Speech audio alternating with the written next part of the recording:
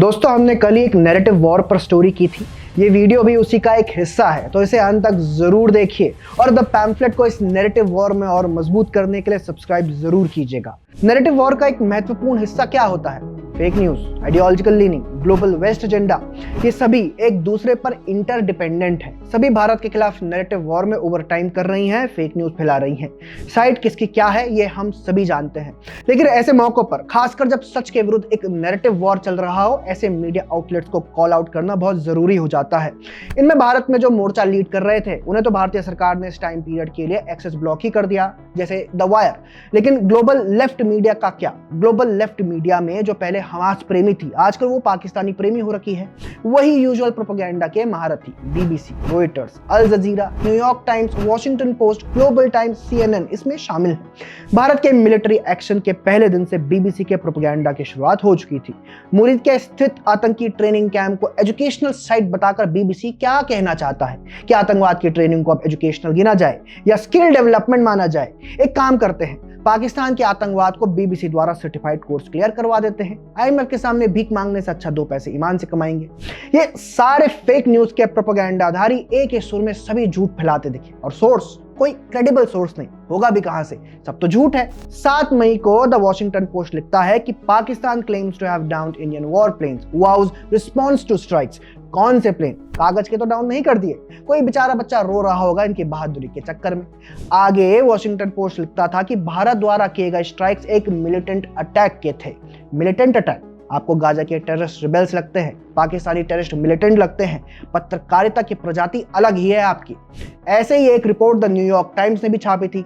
The Indian aircraft Pakistan says it shot down. इनकी चरस की लेवल अलग थी। ये कहते हैं कि पाकिस्तान ने करीब 3 रफाल फाइटर जेट्स, एक मिग-29, एक SU-30 फाइटर जेट गिराया। ये एक ड्रोन इंटरसेप्ट नहीं कर पाए, खुद के डिफेंस सिस्टम नहीं बचा पाए, और ये रफाल गिराएंगे। रॉयटर्स ने तो इसे यह कहकर छापा कि लोकल गवर्नमेंट सोर्सेस कहते हैं कि 3 फाइटर जेट्स क्रैश हुए, और फोटो दिखाई ड्रॉप टैंक की। खबरें जब पाकिस्तान से पढ़ेंगे तो ऐसे ही जाहिलों वाले प्रूफ तो होंगे ही। अब आप ये वीडियो देखिए। ये ट्वीट चेक करें स्काई न्यूज की।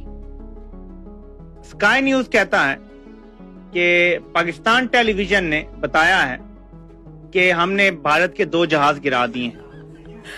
पाकिस्तान टेलीविजन कहता है कि स्काई न्यूज के मुताबिक पाकिस्तान ने इंडिया का राफेल जहाज मार गिराया है, और तस्वीर क्या चला रहे हैं वो जाली वाली। स्काई न्यूज कह रहा है कि पीटीवी ने बताया जहाज गिर गए हैं। पीटीवी कह रहा है नहीं, हमें स्काई न्यूज ने बताया जहाज गिर गए। ये किसी को भी नहीं पता कि किसने किसको बताया। स्काई न्यूज से सवाल है कि कैसा लगा एक पाकिस्तानी द्वारा ट्रोल होकर? पाकिस्तानी डिफेंस मिनिस्टर कहते हैं कि हमने सोशल मीडिया पर पढ़ा कि इंडिया के प्लेन गिरे हैं। मैंने सोशल मीडिया पर पढ़ा कि आसिम मुनीर को जेल में डाला है क्या? स्काई न्यूज वाले कहते हैं कि पाकिस्तानी कह रहे हैं कि प्लेन गिराया है, पाकिस्तानी मीडिया कहती है कि स्काई न्यूज कह रही है। कहता भी दीवाना, सुनता भी दीवाना। इन सब में प्रोपेगेंडा के सरगना अल जजीरा को तो भूल ही गए। उसके लिए आप ये दूसरा वीडियो देखिए। Have been shot down. A female pilot has been taken into custody.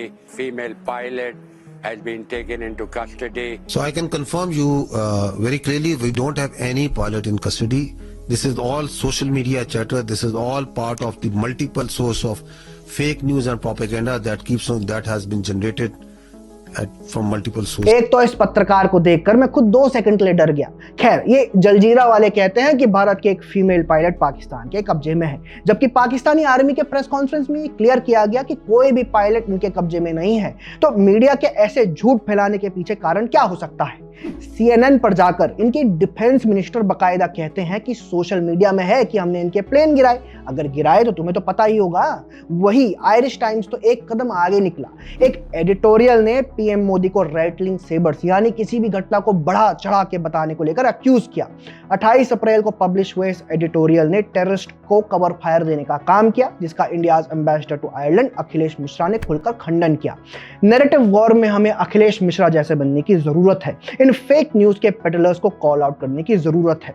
ऐसा पहली बार नहीं है जब पहले मेंशन किए गए मीडिया आउटलेट्स ने टेररिस्ट को एक्सक्यूज देते हुए भारत विरोधी प्रोपेगेंडा फैलाया हो, लेकिन अब हमें इनका मिलकर सामना करना है। जय हिंद।